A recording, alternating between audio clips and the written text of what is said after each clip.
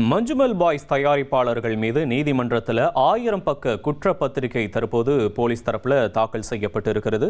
இது தொடர்பான கூடுதல் விவரங்களை எமது செய்தியாளர் ராஜா வழங்க நாம கேட்கலாம். ராஜா வணக்கம். இந்த வழக்கு தொடர்பான முழு விவரங்களை பதிவு பண்ணலாம். ராஜா வணக்கம். மலையாளத்தில் கடந்த 2024 ஆண்டு வெளியான மஞ்சுமல் பாய்ஸ் திரைப்படம் வெளியாகி நல்ல வரவேற்பை பெற்றிருந்தது. படம் 200 கோடிக்கு மேல் வசூல் செய்திருந்தது. இந்த நிலையில் இந்த படத்தில் நடித்த முக்கிய கதாபாத்திரம் நடித்த சௌபின், அவர் நடிகர் ரஜினிகாந்தின் கூலி படத்திலும் ஒரு முக்கிய கதாபாத்திரம் நடித்திருப்பார். சௌபின் அவருடைய நண்பர்களுடன் இணைந்து இந்த மஞ்சுமல் பாய்ஸ் படத்தை தயாரித்திருக்கிறார். தயாரிப்பின் போது கேரளாவை சேர்ந்த ஒரு நபரிடம் இருந்து பணம் வாங்கியதாகும்.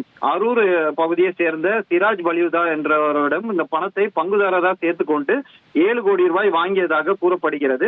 லாபத்திலும் 40% கொடுப்பதாக உறுதியளித்திருந்திருக்கிறார்கள். ஆனால் படம் வெளியாகி நல்ல லாபத்தை பார்த்த பிறகும் அவரிடம் வாங்கிய பணத்தையும் லாப பங்கிடும் அவர்கள் கொடுக்கவில்லை.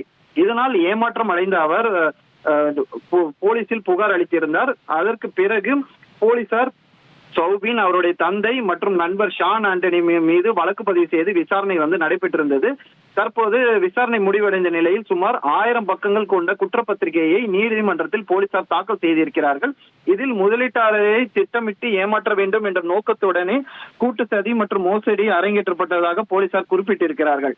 மேலும் இந்த படத்தின் பட்ஜெட்டில் தயாரிப்பாளர்கள் பொய்யான தகவலை கூறியுள்ளார்கள் என்றும் இப்படம் தயாரிக்கப்பட்ட ஒரு செலவின் தாண்டி 22 கோடிக்கு மேல் செலவாகி இருக்கிறதாக ஒரு கணக்கு காண்பித்திருக்கிறார்கள்.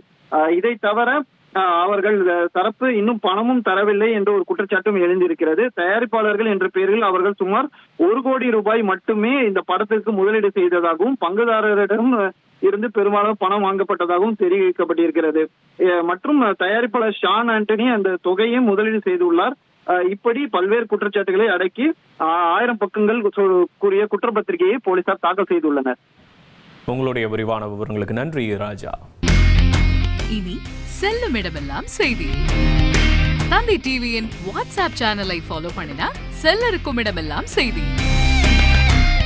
இதோ QR கோட் இப்பவே ஸ்கேன் பண்ணுங்க, ஃபாலோ பண்ணுங்க.